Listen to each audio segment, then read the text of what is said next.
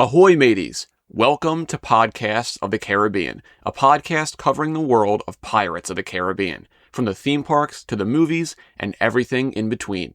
My name is Justin Helmer, and I will be your host on this voyage through the Caribbean. It'd be too late to alter course now, mateys. Welcome back to Podcasts of the Caribbean. We're back again, and this time we're talking about something that a lot of people don't really know even existed, and it's actually like one of my favorite pieces of Pirates of the Caribbean content. And today on the podcast, we're going to be talking about some of the comics, the Pirates of the Caribbean comics that were featured in the Disney Adventures magazine. So for those of you who don't know, Disney Adventures was a magazine that Disney published. They started back in 1990. It went all the way from 1990 to 2007. November 2007 was when it was discontinued because of declining sales. But once the first Pirates of the Caribbean movie came out, they started to do Pirates of the Caribbean comics in there. So we are now going to be covering that today. So Disney Adventures, like any other magazine, had articles about new Disney projects that were coming out, had like celebrity interviews and all kinds of things like that. And then they would have a section in the back of the magazine that was called the Comic Zone. And in the back of this magazine, there would be a few different comics from different Disney properties. So there's Kim Possible comics, there's Darkwing Duck comics. If you're a real Disney fan, there was some Scarecrow of Romney Marsh comics in there as well. But there was a lot of different comics that they would feature in the back of these magazines. And like I said, they started doing Pirates of the Caribbean comics, with the first one coming out in 2003. So as I mentioned at the beginning of the podcast, a lot of people don't know these exist. And that is because, well, you know, since they were in these Disney Adventures magazines, and since it was discontinued, a lot of people just don't remember them, or they don't have access to these magazines that had these comics. Thankfully, the Pirates of the Caribbean wiki, my best friend, has a pretty good catalog of all the comics in the Disney Adventures with a pretty decent synopsis. So if you do want to go check them all out, if you go on the Pirates of the Caribbean wiki, it has all the comics on there on a page for Disney Adventures. But I was actually able very recently to find a lot of these comics online. And I'm not going to take credit for this because the person that has archived so many of these is a user on LiveJournal. And their name is 66Sean99. That is their user profile name. And they have collected so much old Pirates of the Caribbean media. I mean, not just comics. They have photos from every movie. They have like kids' books, the Pirates of the Caribbean magazines, which we'll be covering a little bit later. They have just collected so much stuff on their LiveJournal profile. So much old Pirates of the Caribbean stuff. Like, it is a gold mine. When I stumbled upon this, I was freaking out because all these comics I had never read, and all this old stuff, like the Pirates of the Caribbean magazine, that was never published in the United States. So they have it in Russian on their page. That's because this user is Russian, but they do have English versions of many of these very early on comics. But I just want to give a massive shout out to 66Sean99 for keeping all of this old Pirates of the Caribbean material alive. Thank you so much. But thank you to this individual because without them, we wouldn't have a lot of these comics to talk about on this podcast today. So the first Pirates of the Caribbean comic, or I should say the first batch of these comics, all take place after The Curse of the Black Pearl. And there is a major shift in the comic style from The Curse of the Black Pearl comics to the Dead Man's Chest at World's End comics. Because once Dead Man's Chest came out, they established a new art style that is pretty much deemed swashbucklers. There was a whole toy line with these. Merchandise was done with this art style. Flash games. If any of you real ones remember Cursed Cave Crusade, the Flash game. Oh my god. Fantastic game. But all that stuff was done in this swashbucklers art style, and so were the comics that were released after Dead Man's Chest and all the way through Our World's End. So the ones that were after Curse of the Black Pearl actually have a more, I guess, realistic art style compared to the very cartoonish versions with the Dead Man's Chest and Outworld's End ones. So that makes these really unique, and it really makes you feel nostalgic reading these just because of the art style, I think. But they were a pretty good amount before Dead Man's Chest, and thankfully we have, or at least I have collected myself, and thanks to 66 Sean 99, almost all of these pre-Dead Man's Chest comics. Two of them I do not have access to, but thankfully the Pirates of the Caribbean wiki has a slight synopsis for it, and we'll get to those when we get to them down the line. But without further ado, let's get into the first Pirates of the Caribbean comic that was ever released, and that is The Accidental Pirate. So, The Accidental Pirate was the first Pirates of the Caribbean comic ever released, and it was released in a special edition of the Disney Adventures magazine that was called the Super Comic Special. And this came out in 2003. I think it came out during the summer. But this one is pretty cool. This one is actually the only one that takes place during Curse of the Black Pearl. Everything else takes place after Curse of the Black Pearl. This actually takes place during Curse of the Black Pearl. So let's get right into it. I have it right in front of me, so we're just going to read through the entire comic. So this comic takes place after Jack and Will steal the Interceptor and start sailing to Isla de Muerta. So they've picked up the crew in Tortuga, and they've left Tortuga and are heading to Isla de Muerta. That is when this comic takes place. And Jack is looking through a spyglass, and he says, "Steady now, mates. She's almost upon us. A fat merchant ship. I know you won't object if we stop to liberate some supplies from her, Will, as well as absolutely anything else we can find of value, naturally." And the narration says, "Pirates, unlikely allies for young swordsmith Will Turner.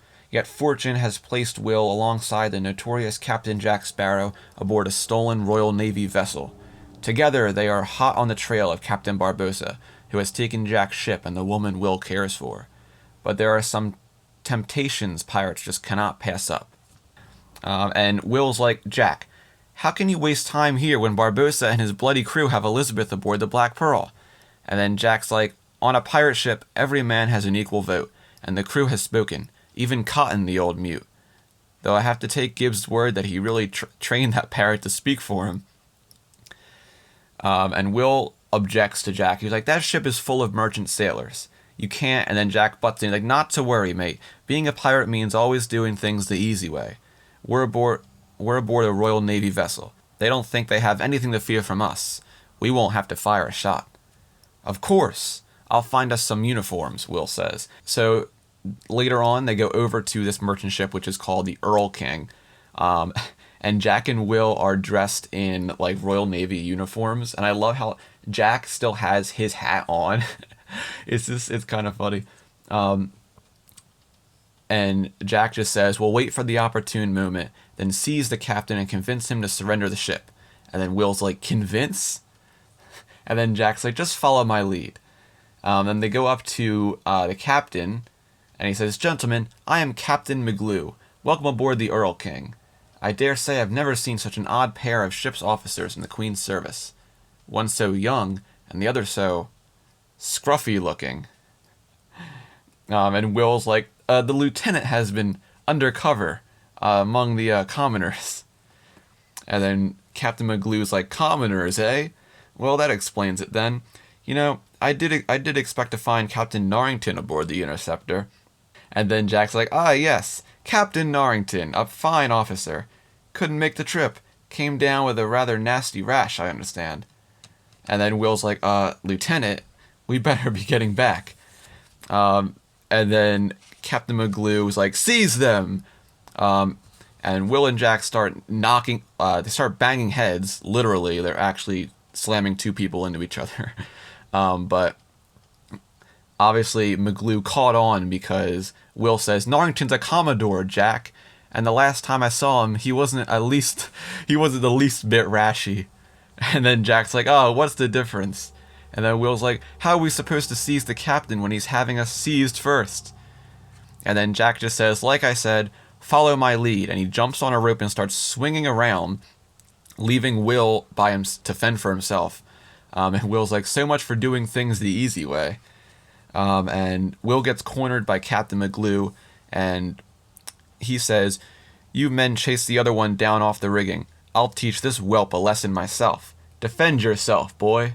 And Jack is currently running on the mast. And he's like, ahoy, interceptor. The game is up, mates. Time to come out and play. And Cotton's parrot says, squawk, shiver me timbers. And then Gibbs is like, you said it, Cotton.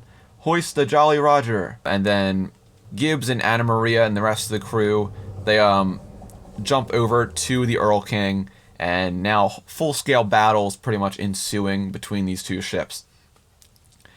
And Captain McGlue is still fighting Will, and he says, you handle your blade well for a common pirate, boy.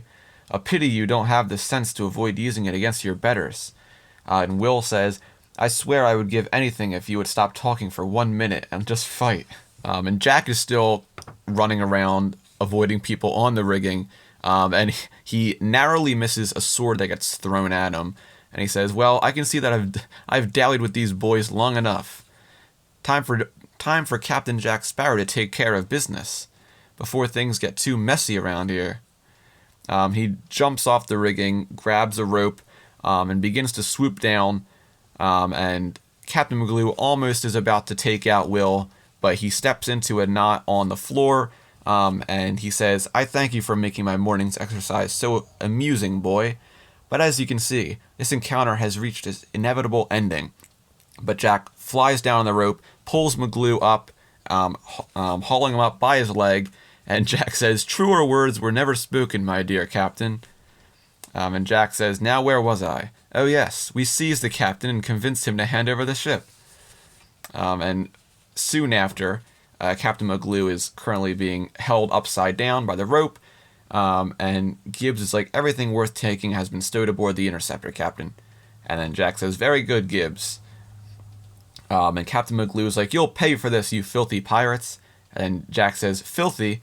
I'll have you know, sir, I have not had a bath, not 10 days ago. But Jack's like, and you look like you could use a good soaking right now. And he lets McGlue go, and McGlue falls down into the water.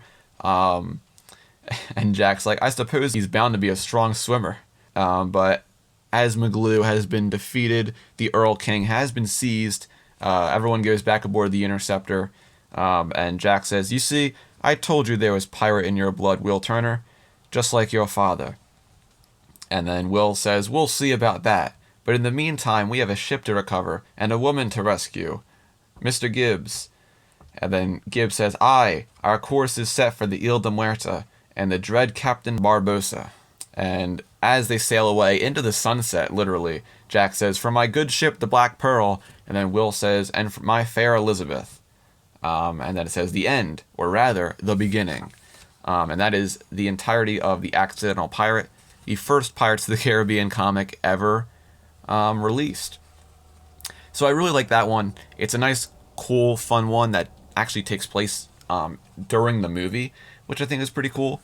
Obviously, they have to kind of keep it so it ties into the movie. You know, they can't have like, oh, something big happened, but it's not reflected in the movie. Like, this is still something that you could see happened, maybe, but like it wouldn't have really changed anything for what happens in the movie during this point. But it is a cool one. Really gets us introduced to just comics in this genre with, you know, the Pirates of the Caribbean. There's also something I should talk about real quick before we go to the next one. There's a really strange thing with these comics, or at least the ones before the Swashbuckler's art style and before Dead Man's Chest. All of these comics, they have a very different version of what Gibbs looks like. So in all of these comics, Gibbs is drawn to be how he looks in the Navy at the beginning of Curse of the Black Pearl, you know, with the hat, with the jacket, and everything like that. So that is how, if you look at these comics, that is how you'll see Gibbs. He looks very unrecognizable from what he looks like in the movie. And I don't know why they drew him like that. I wonder if maybe they just didn't get the final design for Gibbs, or maybe that was the proposed design until maybe Kevin McNally had a say. But that is how Gibbs is drawn, at least in these original comics. So it is very strange to see this random guy, but that is Gibbs. So yeah, that is the Accidental Pirate. And now we're going to move on to what is my favorite, or maybe second favorite, of the post Curse of the Black Pearl comics, and that is Revenge of the Pirates. So Revenge of the Pirates, this one was in the August 2003 magazine issue of Disney Adventures. And this one is really cool in that it's the first one to take place after Curse of the Black Pearl. And it is also one that features all three of our main characters. Jack, Will, and Elizabeth are all in this one. And it has a really good plot. It's actually one of the longer ones as well. So let's just get right into it. This one's a really fun one. So the narration says, "The Black Pearl. This is the most notorious pirate ship in all the Caribbean, and for good reason. In these waters, no merchant vessel is safe from Captain Jack Sparrow and his motley crew of rogues and scoundrels." And Jack is giving commands. They're currently in a battle with another ship. And Jack says, "Let fly the topsails. Fire as she bears. One more good broadside and the prize is ours, me hearties." And Anna Maria says, "Boarding parties standing ready, Captain." And Gibbs looks through his spyglass and says, "There's not much fight left in them. They'll strike colors for sure." And Jack says, "Work those cannons, boys. I can't wait to feast my eyes on that treasure. It's good to be a pirate." Then out of nowhere, a cannon shoots off the deck and blows up the opposing ship, and it sinks. And Jack's like, "It's sinking?" And then he looks down, and Cotton fired the cannon. He's like, "Cotton, did you sink my prize?" And then Cotton's parrot's like, "Wah, shiver me timbers." And then Jack's like, "If you're going to let the parrot speak for you, at least find one that makes sense." And Anna Maria says, "I believe you said it was a lucky shot, Jack, but the treasure's gone straight to the bottom. No one could recover it now." And then Jack says, "Nonsense. That's our treasure and we shall have it. It's simply time to try a different approach." And I also like the notion that in the comics, it's kind of like an I Am Groot situation, where like other people can understand what Cotton's parrot is actually saying. I find that kind of funny. They don't elaborate on that in the movies at all, so that's kind of fun. But we go right over to Tortuga, over to the faithful bride, and Jack is meeting with Will and Elizabeth here, and he is talking about what treasure he is currently after. So he tells them it's called St. Piran's Blade, a legendary weapon used, well, a really long time ago. It's been lost for centuries, but now I know where it is. And then Will's like, "That's quite a treasure you stumbled upon, Jack. They say that St. Piran's Blade has magic properties." And then Jack's like, "You're a swordsmith, Will, so I knew you'd be interested. That's why contacting you is the very first thing I thought of doing when I learned of this amazing treasure." Then Elizabeth is like, "But why ask Will to bring me, Jack? You're a wanted man. Why risk being seen with the governor's daughter?" And then Jack's like, "Don't worry, no one will ever know I'm here." And then out of nowhere, right on time, a bunch of skeleton pirates break through the wall of the tavern. And they're like, "So we've found you at last, Jack Sparrow. Prepare to meet your doom." And then Jack says, "What do you know? A band of cursed pirates who have sworn revenge against me. And I was having such a nice night." And this is also the start of the Cursed Crew comeback, as I call it. literally almost all of these comics that take place after the Curse of the Black Pearl, the enemy force in all of these comics is always the cursed crew from the Curse of the Black Pearl. So Barbossa's crew, like the people who survived, are the enemy forces in all of these comics. And they're, for some reason, still cursed to be skeletons under the moonlight, even though the curse was broken. I don't really understand how that works or why they really chose to do that. It's very interesting. But so Will pushes down a table right into the pirates and says, "Scurvy cutthroats who turn into the bony undead under moonlight. Looks like your old crew is back from the grave again, Jack. Let's see to it they rest in pieces, shall we?" And Jack and Will are currently fighting these guys off, and Jack says, "Easier said than done, I'm afraid. It's bloody hard to kill something that's already dead." And Will's like, "What should we do then? Ask them to pull up a chair and buy them a drink?" And Elizabeth grabs a barrel of rum and knocks it over the head of two of the guys, and she says, "Why not? And the drinks are on me." Smashes the barrel on the guys' heads, knocks them down. And Will says, "Elizabeth, get behind me. Jack, watch our back and we'll make a break for it." And then he looks around, he's like, "Jack?" And Jack has vanished. And Will and Elizabeth are cornered by all these pirates. And the pirate says, "It seems your friend has left you to die, but you won't be that lucky. You two are coming with us. You're going to tell us what kind of scheme Captain Jack is up to now." And then Will's like, "Never." And the pirate turns into a skeleton once he gets into the moonlight, and he says, "Ah, but you haven't seen how persuasive we can be." So Will and Elizabeth are dragged aboard the cursed crew's ship, and the narration says, "Turning into skeletons under the pale glow of the full moon, the dread pirates drag Will and Elizabeth back to their ship. Of their real quarry, Jack Sparrow, there is no sign at all. True to their word, the pirates pry the secret of Jack's treasure out of their captives. They retrieve it easily from the depths no living men could ever reach." And the one pirate says, "If Jack Sparrow won't show himself to save his friends, perhaps he will save his treasure." So the pirates recover St. Piran's blade from the ocean depths. Will is like, "Jack was right, it is St. Piran's blade." And the pirate is like, "Aye, and it will surely lure Sparrow to his doom. You know, we have a special interest in things that are magic, or cursed."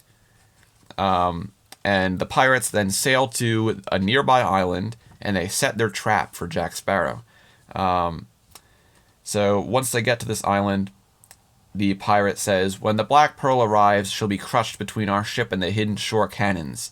There's the pearl, right on time. I wish I could see the look on Jack's face when he realizes he's a goner."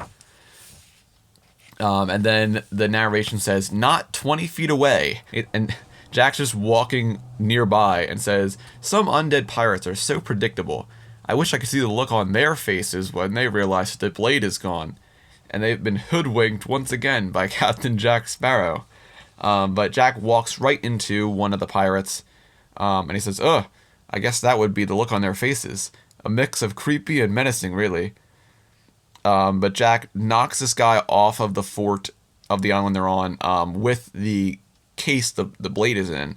And he says, "After all this is over, the only bones I want to see are the ones on my dinner plate." And Jack is beginning to fight off these cursed crewmen, and he says, "You boys should drop this silly vendetta against me, you know. How can you be proper pirates when you spend all the time chasing around one man? Pirating's supposed to be about freedom. Freedom to go where you want, take whatever you want. Here, take this." And Jack pushes a cannon onto this one guy and sends him off the cliff.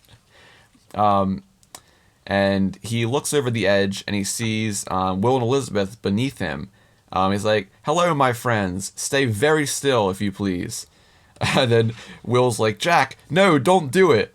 And Jack literally just drops St. Piran's blade, and it cuts right through the ropes that are holding Will and Elizabeth together. And the cursed pirate, who seems to be the captain, he says, "Prepare to meet your doom, boy." But Will grabs St. Piran's blade, and he says, "Not today, my friend." And they start to fight. Will impales this guy with the sword, and the captain says, "Magic or not, that sword's no good against us." And Jack drops down and says, "Actually, you're wrong about that." And Jack walks over to Will and kicks the sword out of his hands. And Will's like, "Jack, what are you doing now?" And Jack says, magic blade simply needs to be in the right hands. And as I said, Jack kicks the sword out of Will's hands and it falls right into Elizabeth's hand. And the sword lights on fire. So this is one of the reasons I love this one so much. But Elizabeth is now wielding this flaming sword, and she swings it at these guys, easily defeats them. And Jack says, "Right then, the lady's got the cursed pirates on the run, so they can't fire on the Black Pearl from here, which means it will sink their ship. All's well that ends well, I'd say." And a little bit later on, they're back aboard the Black Pearl, and Jack says, "So you see, I knew the pirates were the only ones who could get the treasure. And Elizabeth is the only person I know who's pure enough to use the sword against them. You're a good man, Will, but you've got a little too much pirate in you. It just took a little imagination to get everyone to play their part. Sorry I couldn't tell you." And Will's like, "There's just one problem. We can't let you take the blade. It belongs in a museum." And then Jack's like, "Blast it, Will. I won't fight you for it. Not after all we've been through." So Will and Elizabeth go into a rowboat and they row back to shore. And Will says, "Farewell until we meet again, Jack Sparrow." And Gibbs is like, "Captain, are you really going to let them leave with our treasure?" And he said, "A sword like that is not much good to a bunch of rogues like us, Gibbs. But a sword case bearing a fortune in hidden gold and precious gems, I'd call that a treasure worthy of proper pirates." And that is the end of Revenge of the Pirates, which is one of my favorites because it really showcases Elizabeth a little bit more in this one. And I love the St. Piran's Blade thing. I love how you have to be a pure soul to make it light on fire. I think the lighting on fire is really cool. The actual how Elizabeth grabs it, and it's fantastic. I love this one a lot. But that was Revenge of the Pirates. That was the second comic that was released. We go now to the third one, which was called The Capture of Jack Sparrow. And this one came out in the December/January 2004 issue of Disney Adventures. And this one's really cool. This one actually features some more characters as well. James Norrington's actually in this one. So let's get right into it. So it begins with Jack trying to find some treasure, but he has forgotten where it is. So the narration says, "Buried treasure. It's a pirate's favorite way to hide ill-gotten booty. Jack Sparrow has buried many chests of gold in his days as a notorious buccaneer, but as his new crew is beginning to discover, Jack's not quite as good at finding them again." And Jack's currently trying to find it. He's like, yes, a left turn at the coconut palm and then count 15 paces. 15. And now a right turn at the large rock. Rock? Anybody see a rock? Then Gibbs is like, "Isn't a map the preferred way to find a buried treasure?" And then Jack's like, "Well, of course. We made a map when we buried it. And we kept it in a very safe place, you can be sure." And Anna Maria's like, "Then why don't we use the map instead of trusting your totally untrustworthy memory?" And Jack's like, "Sadly, the map is currently in the possession of a member of my former crew, who are now living under a particularly awful curse, and are not really in a mood to share with their old Captain Jack. But if you're all so tired of looking, we'll just have to do this the hard way, and I hate doing things the hard way. It's the opposite of good pirating, really." But several days later, the caption says, "Jack begins a single-handed assault on the British fortress at Port Royal." So Jack climbs up the wall of Fort Charles, and he says, "Finding my own treasure shouldn't be harder than was stealing it in the first place." And he jumps on the wall and says, "Avast, landlubbers! You're at the mercy of Captain Jack Sparrow, scourge of the Caribbean. Surrender immediately or face the most unpleasant..." And then he gets cornered with a bunch of swords and guns. Consequences? And then soon after, Jack is taken to Commodore Norrington. And Norrington's like, "Attacking Port Royal alone. Perhaps you are the worst pirate I've ever heard of after all, Jack Sparrow." And then Jack's like, "I try." And Norrington says, take him away. And then, unbeknownst to both of them, Elizabeth is eavesdropping, and she sees Jack is back in Port Royal, so she goes to Will, and she says, Will, Jack is back. Apparently he tried to take the fort single-handedly. Commodore Norrington has him in custody. And then Will's like, Jack? Is he crazy? Wait, don't answer that. I suppose we can't leave Jack to the fate Norrington has in store for him, Will says. And then Elizabeth's like, they've taken him to the cell block. And after Norrington locks Jack in the brig, in the cell next to him is an old friend of Jack from his old crew named Scurvy Joe. So Jack's like, hello, Scurvy Joe. It's even harder for me to believe, but I'm actually glad to see you. And then Scurvy Joe's then take a good look. If it weren't for your meddling, I'd be a whole man now, instead of a cursed, unliving creature. And then Jack's like, you really must stay out of the moonlight, old boy. It's bad for your skin. Then later, Will and Elizabeth have arrived to try to break Jack out of jail. And Elizabeth walks over to the guards and she says, hello, lads. You guards must be thirsty. And then the one guard is like, why, thank you, Miss Elizabeth. And Elizabeth's like, step over here where it's cooler.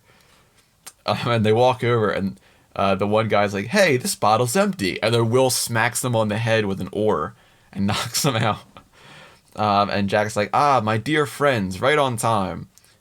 They open Jack's cell, and Jack says, Elizabeth, you're a sight for sore eyes. And Will, come to liberate your old friend Jack, eh? I'm touched.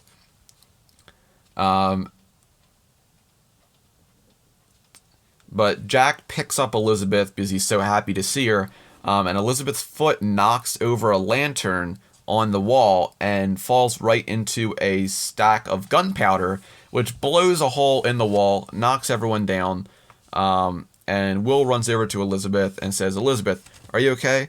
And Elizabeth's like, I'm fine. But Jack, yes, he's in trouble again, Will says, and Scurvy Joe has broken free because of the explosion, and now he's jumping onto Jack. And I love how Jack's like, bad Scurvy Joe, down boy. And Jack's about to Scurvy Joe's about to put his claws into Jack, and he's like, any last words, mate? And Jack's like, I doubt begging for mercy would do any good, so instead I'll just duck. And then Will jumps and kicks Scurvy Joe off of Jack, and they try to lead Jack out of the fort, but Jack's like, come on, Scurvy Joe, you rotten old bag of bones. And he continues to fight Scurvy Joe, and Will's like, what in the world is he doing? And Scurvy Joe's like, you can't escape from me, fool. And Elizabeth's like, sometimes I doubt he even knows. And Jack jumps off the fort, lands on a tarp held up by his crew, kind of like a trampoline, and he's like, well done, my lads, a perfect catch. But it seems poor old Scurvy Joe took the hard way down, and Scurvy Joe smashes into the pavement. And Will and Elizabeth look from up above and like, it was all a trick. And then Jack's like, my thanks. I couldn't have gotten Scurvy Joe out of the prison if you two hadn't gotten me out. There'll be a nice share of treasure for you, to split, of course. Truss him up tight and stow him aboard the Black Pearl. We sail immediately. And then 2 days later, they get back to that island, and Gibbs is like, Captain, this creature obviously doesn't have the treasure map. And then Jack's like, but he does, Mr. Gibbs. Remember my old crew's curse. Skeletons under the moonlight, but in daylight, they appear as men once more. And Anna Maria's like, the map. And then Scurvy Joe's like, why don't you all go dig a hole and fall in?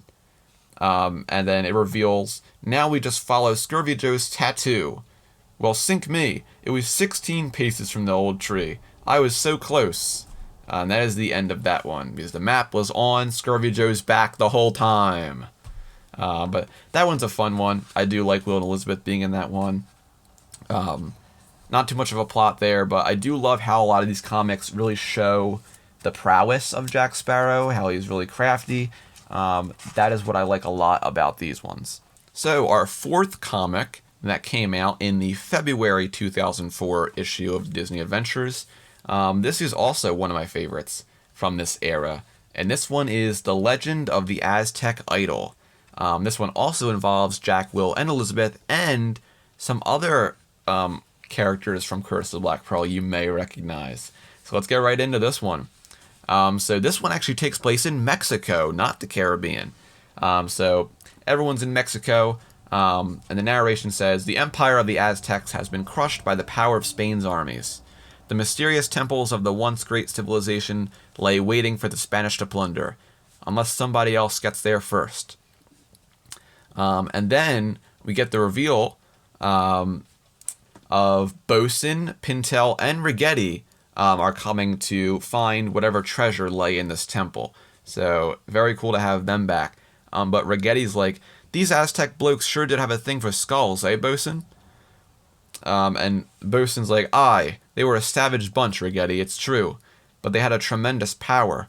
Power that gave us this terrible curse. Power that created the golden idol we seek in this very temple. Tonight, the power of that idol will be ours, mates." And the narration says, "Not far away, Will Turner and Elizabeth Swan have found another entrance." And Elizabeth's like, "We should have known no one would help us." And then Will's like, "Do you think it was the part about the magical Aztec idol, or the cursed undead pirates that made them think we were crazy?" Elizabeth's like, "A combination of the two, I should think." But Pintel, Rigetti, and Bosun, they make their way to the central chamber where they see the statue holding the idol. And Bosun's like, "Well, blow me down. The legends are true. There it is." And Rigetti's like, "Hey, the idol's a skull too. Go figure." And Will and Elizabeth also reach the central chamber, and they see the pirates there, and they say, "Blast! The pirates are already here." And Elizabeth says, "One of us has to slow them down. And since you're the one holding the sword, I only need a minute to reach the idol." And then Will's like, "You'll have it. Those pirates owe me a rematch." So they both run in. Elizabeth runs to get the idol, and then Will goes over to fight the pirates. So Bosun sees Will and is like, well, Will Turner and his upper class sweetheart. You never know who you're going to meet when you rob a lost temple these days." And then Will's like, "This is as close as you'll ever get to that idol, Bosun." And they start to fight with swords, and Bosun says, "Then I'll come closer to you." And Will's like, "Much as I would love to best you in a fair duel, I just don't have the time." And Elizabeth makes her way over to the central area with the statue of the idol, and she says, in all those years of school learning manners, had a curtsy and dance, but not one lesson about keeping Aztec idols away from evil pirates." And Will is still fighting Bosun, and he says, "Did you forget the curse that be upon me and my mates, Turner? You can't hurt us, but we most certainly can hurt you." And Will hears a scream from behind him, and he turns to see Elizabeth has been captured by Pintel and Rigetti, who have also both reached the central area. And Pintel says, "What's wrong, Poppet? Don't we look lovely in the moonlight?" And then Rigetti sees the idol and says, "Ah, the idol, just sitting there waiting for someone with the nerve to walk up and ah!" And his hand gets smashed in this trap guarding the idol, and his arm falls off, and he's like, "They booby-trapped it." And Bosun brings Will over, and he says, "Mr. Turner will get it out of there for us, if he knows what's good for him." And Rigetti's like, "And my arm, get my arm back too." But Will notices the trap, so he goes behind it to grab the idol. And then Pintel's like, "Ooh, isn't he smart?" And Will gives the idol to Bosun. Bosun's like, "Yes, give it to me now." And Pintel's like, "And give me Rigetti's arm. I want to scratch my back." And then Rigetti's like, "Don't you touch my arm, Pintel, you snake." But suddenly, after Bosun grabs the idol, he starts glowing with this red glow. And he's like, "The power of the idol is flowing into me. I feel invincible." But out of nowhere, Jack Sparrow swings down and kicks Bosun, and he grabs the idol from him. And Jack says, "I imagine that means they'll be terribly upset when I take it away from you." And Jack says, How could this be, you ask? How could one man simply appear out of nowhere and put such an abrupt end to your wonderful new invincibleness? It's simple, mate. I'm Captain Jack Sparrow. But Will and Elizabeth take this opportunity to escape. So Will grabs Rigetti's arm. He's like, "You want your arm back, Rigetti? Here, take it." And he slaps him in the face with it. But all three of them begin to escape. And Will's like, "Jack, thank heaven you arrived when you did." And Elizabeth's like, "How did you find out Will and I were taking on the pirates?" And Jack's like, "Actually, our meeting is just a coincidence. I've been trying to find the idol myself for weeks." And then Will's like, "Jack, are you serious?" And Jack's like, "What can I say? I'm a pirate. I steal things." But they make their way down to kind of the aqueducts, it looks like. But they reach a dead end. And Elizabeth is like, "Jack, did you have a plan for getting out of here?" And Jack's like, "I find that fortune usually smiles on those most deserving, love."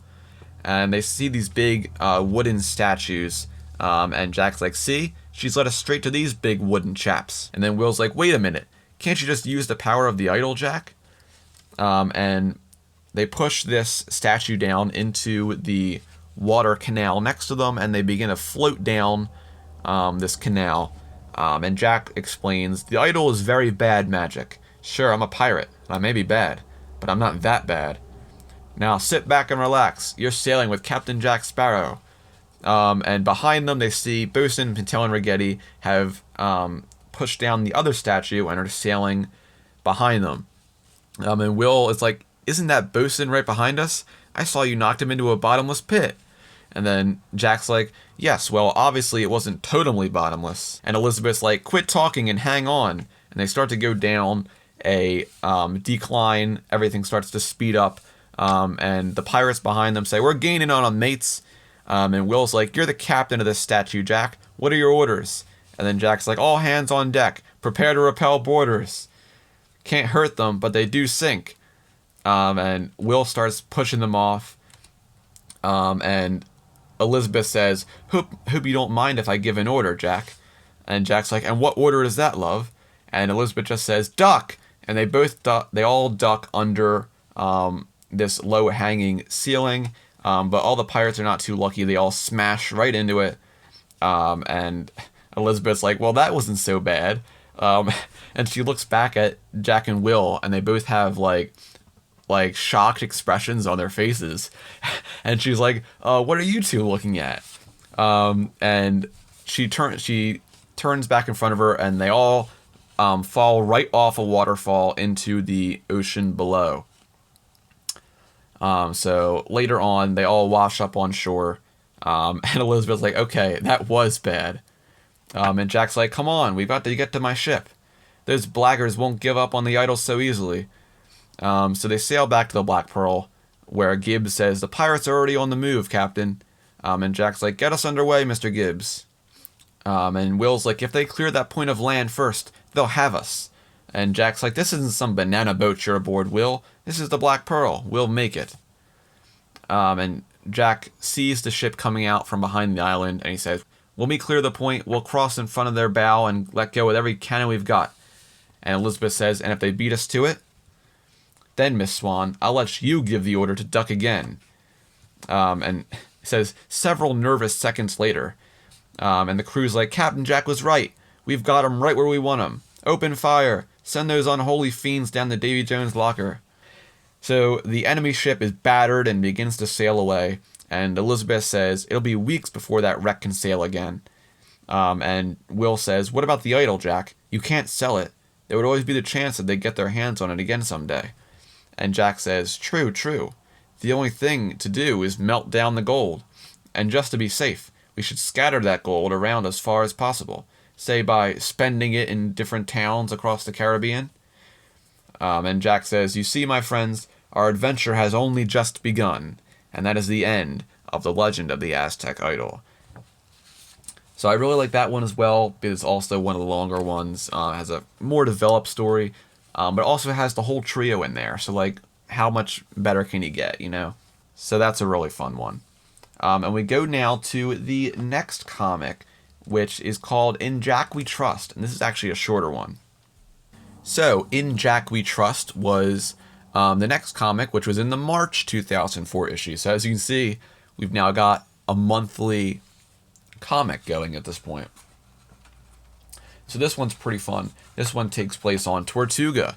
So the narration starts and says, Tortuga, a safe haven for all manner of pirates, until tonight. And Jack is cornered by Norrington. And Jack says, Commodore Norrington, you're out of uniform. And Norrington's like, and you were out of luck, Jack Sparrow. I swore I'd bring you to justice for your pirate ways, and this time you can't count on a woman to step in and save your hide. And just like right on cue, Anna Maria comes out of nowhere and says, Jack, there you are, you scurvy sea rat. And Jack's like, Anna Maria, hello, love. And Anna Maria's like, when you left, you said you'd be back in 5 minutes. That was a month ago. And then Jack's like, oh my, well, I do tend to make a lot of promises. And Norrington's like, now see here, madam, I've just taken this man into custody. And Anna Maria, like, shoves Norrington back. And he's like, you'll get your turn when I'm finished with him. So Jack begins to run away from Anna Maria and Norrington. And Jack says, once again, circumstances force us apart, my dear. And Anna Maria says, there are always circumstances with you, Jack. And Norrington's like, someone stop him. And Jack just runs away and says, farewell, Commodore. It seems you've let Captain Jack Sparrow slip through your fingers yet again. And Anna Maria's like, don't you dare leave me behind. I'll have you boiled in oil. And Jack's like, sweet Anna Maria, still the delicate flower of the Caribbean. And Jack runs into a carriage. He's like, it looks like I'll be escaping in style this time. And Norrington and his men are catching up. And Jack runs into the carriage and he grabs a cloak and a hat out of the carriage. And he steps out with the cloak and hat on and he says, Commodore Norrington, what is the meaning of this outrage? How dare you bring armed British troops into my city and out of uniform? And then Norrington's like, the governor? And then Jack's like, I could have arrested all of you as spies. And then Norrington's like, sir, I can explain. The governor? And then Jack's like, yes, I'm the governor. You said that. Please continue groveling. And then right behind Jack, the guy's like, fool, I am the governor of Tortuga. Who the blazes are you? And why are you wearing my hat and cloak? Oh my god, I love that part. Always makes me laugh for some reason. It's so good. And Jack throws off the clothes, jumps on the carriage as it begins to move away, and he says, be a good chap and give these back to the governor, Norrington, but I'll be keeping his coach. And Norrington and his men go after him. And the funniest part is the governor says, Norrington, how dare you bring British troops into my city? I could have arrested you all as spies. Which is the exact same thing that Jack said. But a little while later, Anna Maria is on a bridge above Jack. He's still on the carriage. And she says, you scallywag, do you think I'll let you disappear for another month? And Jack's like, actually, circumstances have made it very important for me to disappear immediately, my love. And everyone's like, stop that carriage. So Jack jumps off the carriage and grabs onto the bridge. Anna Maria hauls him up, and they begin to run away together as Norrington and his men chase him down. And Jack's like, I think you had the right idea all along, my dear. And then Anna Maria's like, you do? And then Jack's like, yes, it's definitely time you and I took a nice long sea voyage somewhere. Anywhere. And they swing on a rope into a rowboat right as it sails away. And Jack's like, together at last. See, you can always trust the word of Captain Jack Sparrow. And then one of Norrington's men's like, shall we say we're giving him another head start then, sir? And then Norrington's like, yes, I suppose we should. And that is the end of In Jack We Trust, which is a pretty short one, but also a very fun one as well. And next up we have another shorter one, a little bit longer than the one we just did, but still a little shorter compared to the other long ones. And this one is called Open Sesame. This one came out in April 2004, so the next month after. And this one is very cool. This one has Jack and Will in this one. So Jack is on this very tall island thing. It's almost like a pillar of land. And he's on top of this, trying to open this locked treasure chest. And Jack's like, stupid chest. You don't know who you're dealing with. I'm Captain Jack Sparrow. And he hurts his foot trying to kick it. And Will comes up and he says, hello, Jack. I hope you didn't ask me to climb all the way up here just to watch you teach that chest a lesson. And then Jack's like, can't open this silly thing, Will. I need your help. Have to do it up here. Still trying to hide from my old crew. Well, I shouldn't say hide, really. More like trying to encourage their total lack of success of finding me. And Will's like, and what's in it for me if I manage to get this treasure chest open? And Jack's like, whoa, who said anything about treasure, mate? This here is a hold whatever you please chest. Like you'd put your laundry or whatever in it. And Will's like, then let's just say I want a share of the laundry. A share, Jack says. Well, maybe I could give you 15%. And then Will's like, 50%. And then Jack's like, let's say 20% of whatever it's inside, plus you get to keep the chest itself. And then Will's like, 50%, or you can go back to using your foot on it. And then Jack's like, you're the real pirate here, Will. We have a deal. And then Will says, then let's get started. I can't wait to see what kind of laundry it is in there. And they shake hands, and then Will begins to try to pry it open with his tools. And then Will says, this shouldn't be too difficult. A job like this just calls for the right tools and a little patience. And then Jack's like, patience, right. And then the narration says, time marches on. And then it's now nighttime. Will is still trying to open the chest. And Jack is asleep. And Will says, yes, if there's one thing I've learned from all my experience as a blacksmith, it's that any problem can be overcome with a little skill and a lot of patience. Over time, Jack is woken up by a hammer that is swung by his face.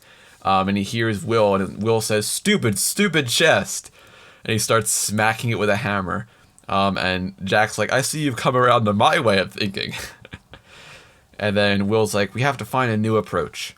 And then Jack's like, yes, something a little bolder, more daring, with a bit of flash. In short, something more piratey. And so then we have this kind of montage of all these different ways they try to open the chest. So the next thing they try is trying to burn it over a fire, and it doesn't work. Then they drop it down off of the tree. It also doesn't work. They both try smacking it with a hammer. It doesn't work. They try to blow it up with explosives. It does not work. And Will's like, not a scratch. So much for the piratey approach. And then Jack's like, but I've based my entire life around the piratey approach. And then they try their next way, and Jack's like, over the edge it goes then. Let's face it, there's no other way.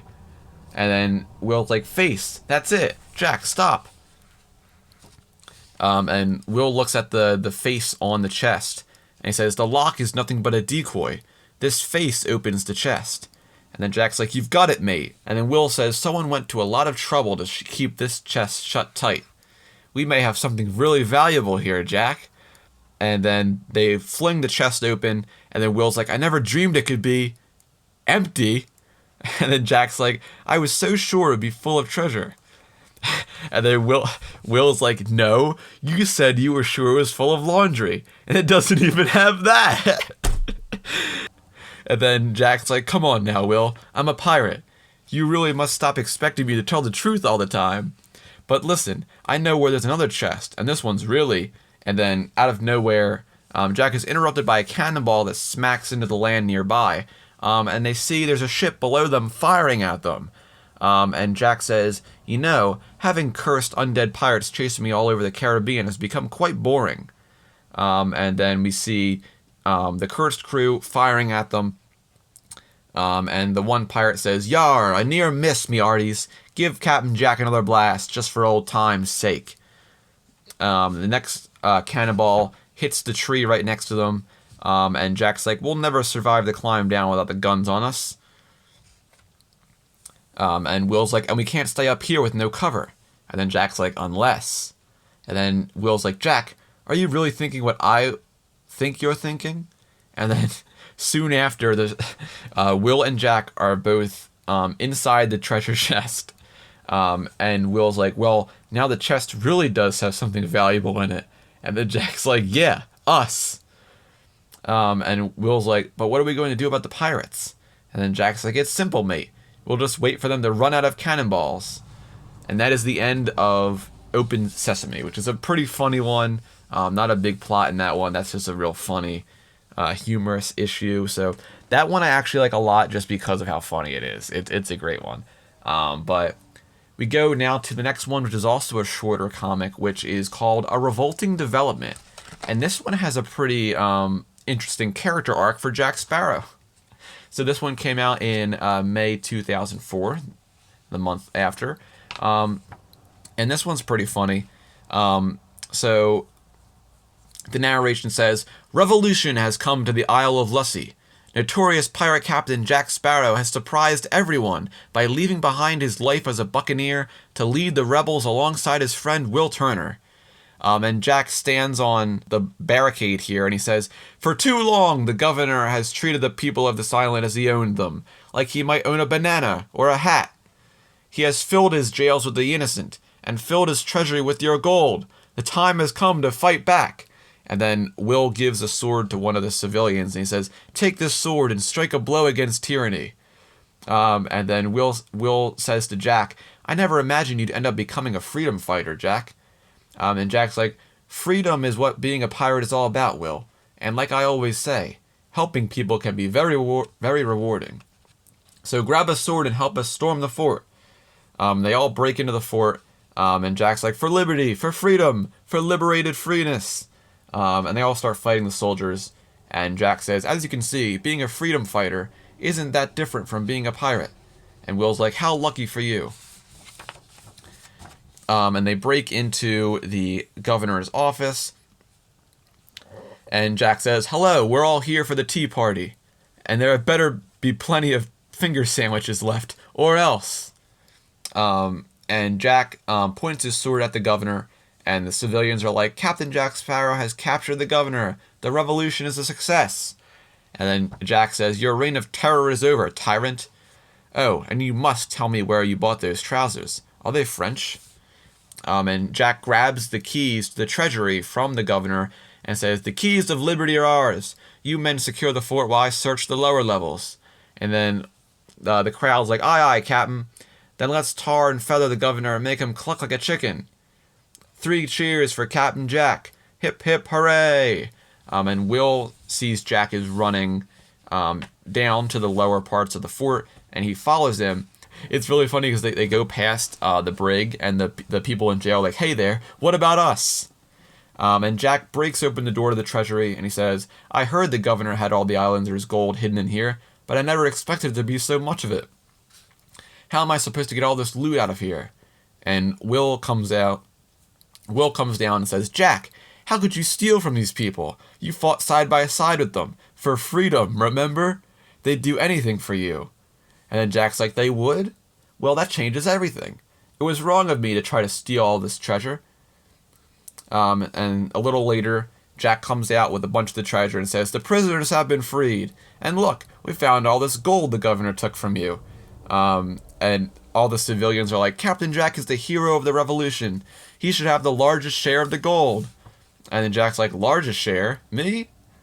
And Will's like, incredible. You got more gold than you could ever have snuck off by yourself. And you didn't even have to lift a finger. And then Jack's like I said, Will, helping people can be very rewarding. And that is the end of A Revolting Development. I just love that one because it starts so funnily with Jack becoming a revolutionary, but you then realize that he's only in it for his own gain. So that's a really fun one as well. So next up we have my favorite of the post-Curse of the Black Pearl comics, and this is actually the longest one, so this will be the last one we do on this episode, and then we'll cover the rest of them in the next episode, along with the Dead Man's Chest and Outworld's End ones. So this one is called The Buccaneer's Heart, and this one was actually released in the summer of 2004, it was in a special edition of the Disney Adventures magazine, which was an actual full issue called Disney Adventures Comic Zone. So, there was the regular Disney Adventures that would have a few comics in the back. And then I think every season, so there was ones for winter, spring, summer, and fall, they would have a full issue of comics, a full entire issue full of comics. This is where a lot of the longer ones would come from. So the Buccaneer's Heart, this one's really cool because this has probably the biggest narrative and the most amount of characters in it. So Jack is in this, of course, Will is in this, Elizabeth's in it, Weatherby Swan's in it, James Norrington's in it, the Cursed Crew is back, and we also have some famous pirates also in this one as well. So this is a very cool one, and we'll end it with this because this is my favorite of the post-Curse of Black Pearl ones. So this one's split actually into 3 chapters, but of course we'll be covering the whole thing right here. But it begins with the Cursed Crew laying siege to Port Royal, and Will and Norrington are trying to fend off these pirates, and one of the pirates takes down the Union Jack flag and raises the Jolly Roger. It says, "The battle's over, me hearties. Port Royal is ours." And Norrington's like, "Is there no way to defeat these creatures, Turner?" And then Will's like, "I'm afraid not, Commodore Norrington. How do you hurt something that isn't even alive?" And one of the pirates says, "It's the brig for you two." And then a little further away, some other pirates have captured Elizabeth and Weatherby Swan. And he says, "Loot the city. Take everything of value and load it onto the Dauntless. That includes Governor Swan and his pretty daughter. They should bring us a tidy ransom. Yar." Then soon after, of course, Will and Norrington are now stuck in the brig. And then out of nowhere, Jack Sparrow pops up. And Will's like, "Jack." Norrington then says, "I knew you'd join up with your miserable old crewmates again someday, curse or no curse." And then Jack's like, "You always assume the worst of me, Commodore. And that hurts. It really does." And then Jack's like, "Which is why I'm only going to let Will here come out and play." And he lets Will out and leaves Norrington in jail. And Will's like, "Jack, what's going on?" And Jack shows Will this sketch of this artifact called the Buccaneer's Heart. So he says, "It was dark magic that turned my old crew all evil and bone-like. So I figure we have to use dark magic to destroy them." And then Will's like, "The Buccaneer's Heart?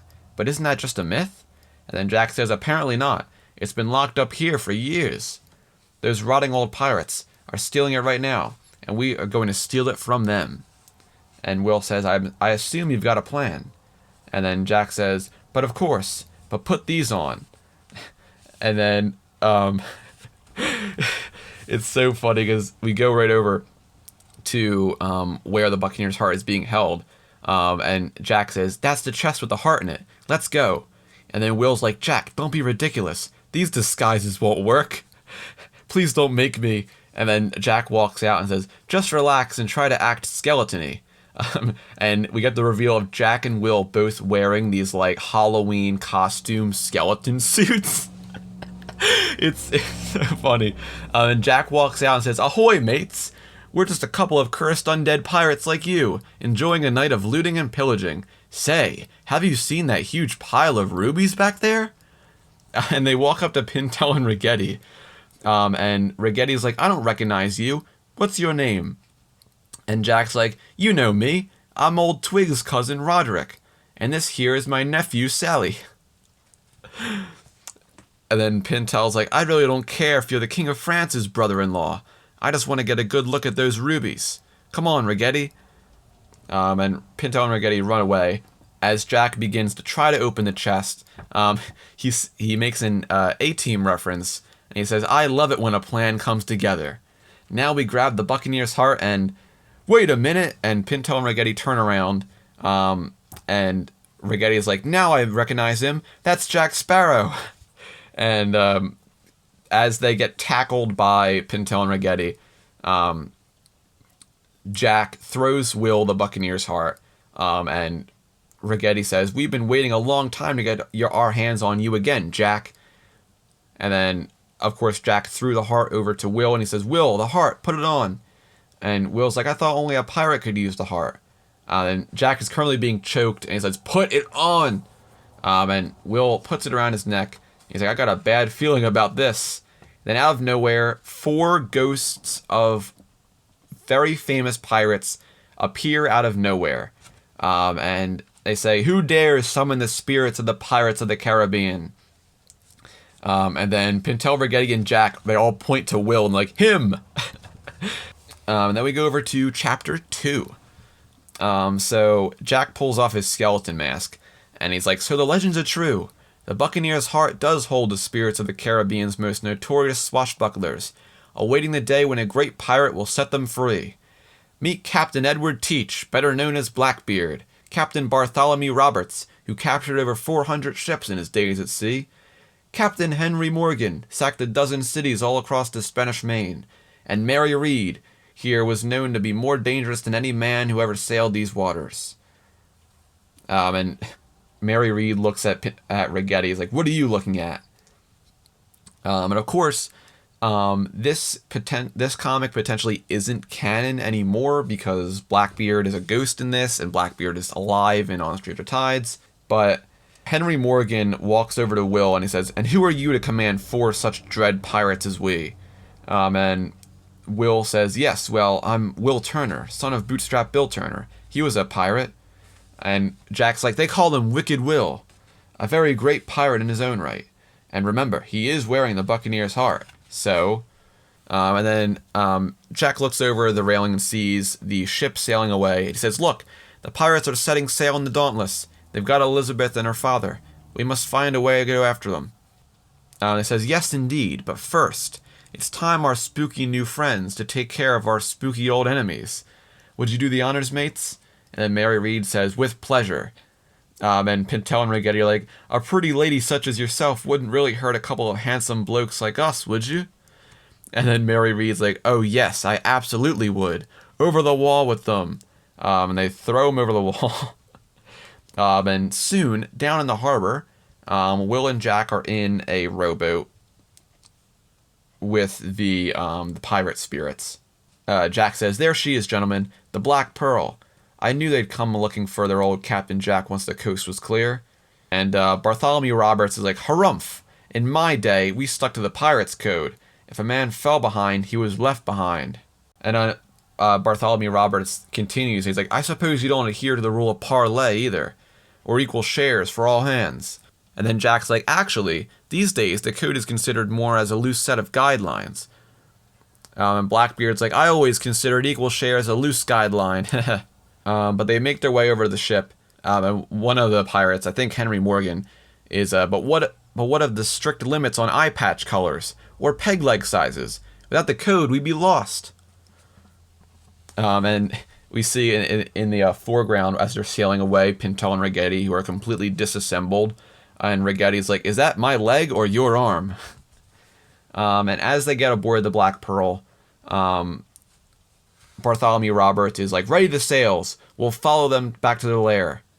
And Blackbeard says, "Load the cannons. We'll blast them out at sea." And then Henry Morgan's like, "No, we'll offer to pay the governor's ransom." And then Mary Read says, "Aye, and then we strike." And then Jack's like, "Wait a minute, stop.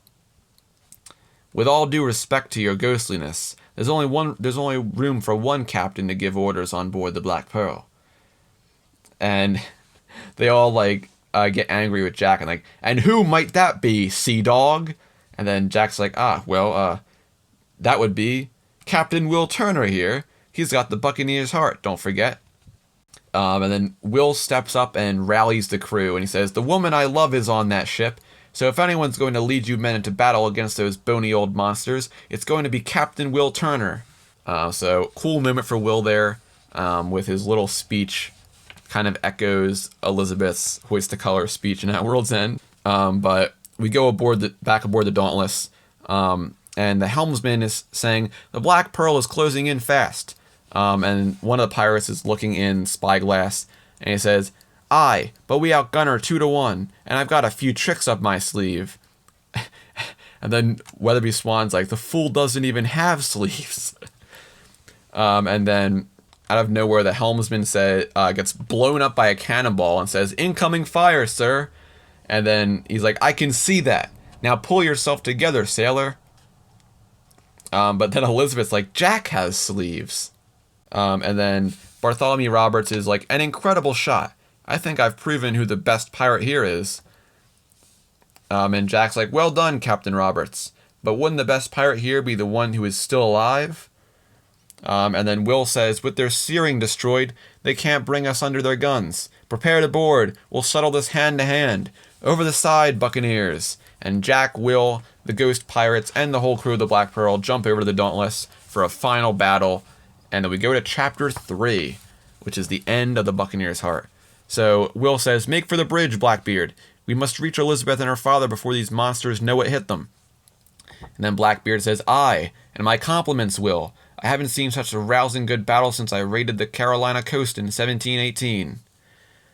And one of the ghost pirates fighting Blackbeard says, fool, we be cursed men. You can't hurt us. We aren't really alive. And then Blackbeard says, what a coincidence. Neither am I. And we go over to Henry Morgan, who pushes one of the pirates off the side of the ship. And he says, pathetic creatures, you aren't fit to walk the same deck as Captain Henry Morgan. Be gone! And he pushes the guy off. And Jack and Will are fighting next to each other, and Will says, Jack, you were right. These ghost pirates do have the power to defeat the skeletons. And Jack says, I must confess, I was never totally sure it would work. But they make their way over, and Will says, there's Elizabeth. She appears to be holding her own quite nicely. So Elizabeth is also currently fighting the skeletons as well. But after the pirates are defeated, Elizabeth goes over to Will and says, Will, somehow I knew you'd find us. And then Will says, I always do. But where is your father? And then we hear Weatherby Swan yell, help! And then we see Weatherby Swan is currently on the jib of the Dauntless, trying to run away from a skeleton pirate. And the pirate says, come back, Governor. It's not time for you to walk the plank yet. And Weatherby Swan's like, oh my, if only Norrington and his men were here. And Jack says, correction. The one thing we've learned today is that it takes a pirate to catch a pirate. In this case, Captain Jack Sparrow. And Jack swoops in and knocks the guy off the jib and saves Weatherby Swan. And after the battle is over, the ghost pirates corner the rest of the skeletons and capture all of them. And Weatherby Swan says, Mr. Turner, it appears that your fearsome friends have won the day. And Will says, indeed, Governor.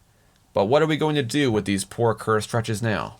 And then Jack says, leave that to me. And then a little bit later, they maroon all the skeleton pirates on an island, and as Jack sails away, he says, recognize this island, mates? It's the same one you marooned me on, twice. So, of course, he's referring to Rum Runner Isle. So that is cool little comeback there. And the pirates are like, we'll get you for this someday, Jack. And then the ghost pirates say one more thing to Will, and they say, you have proven yourself to be a great pirate after all, Will, and you've earned our respect. What glorious adventures we could have with you as our captain. No ship in the Caribbean would be safe. Will you lead us? And then Elizabeth says, what are your orders, wicked Will? Shall we raise the Union Jack? And then Jack says, or the Jolly Roger. Please? Will thinks about it, and he smashes the Buccaneer's heart. And he says, Pirates of the Caribbean, I release your spirits. You've served me well, and for that I thank you. And the spirits then begin to dematerialize, and they say, then farewell to you, wicked Will Turner. And then we have the final pane here, and Will says, sorry, Jack, I'm a blacksmith, not a pirate. And then Jack says, oh, don't kid yourself, my friend. Even without that jewel, you still got a Buccaneer's heart. And that's the end of that one. And with that, we're going to end the podcast episode here. We'll get to the rest of the post-Curse Black Pearl ones and the other ones in another episode. I'll admit, it's actually taken me longer than I thought to get through all the comics. I was actually expecting to go through all the Curse of Black Pearl ones on this episode, but we actually have a pretty decent amount still left to go. So To not make this episode super long, it's already at 80 minutes before editing. So we will continue where we left off on another episode. It probably won't be the next episode, but maybe it will. I'm not too decided yet on what the next episode is going to be, but we will be covering the next part of these comics later down the line. So I want to thank you for listening to this episode of Podcast of the Caribbean. If you've enjoyed this podcast at all, I thank you for listening. If you've rated or reviewed the podcast anywhere, thank you so much. I'm glad you're enjoying the podcast. I've gotten a lot of messages over on Instagram of people really enjoying the podcast, and that really makes me happy to know people are listening to my rambling and me just having fun with Pirates of the Caribbean and sharing my knowledge with everyone else. So it makes me happy that there are some people out there who are enjoying me ramble about Pirates of the Caribbean. So thank you so much for listening. I will see you all next time on the next episode of Podcasts of the Caribbean.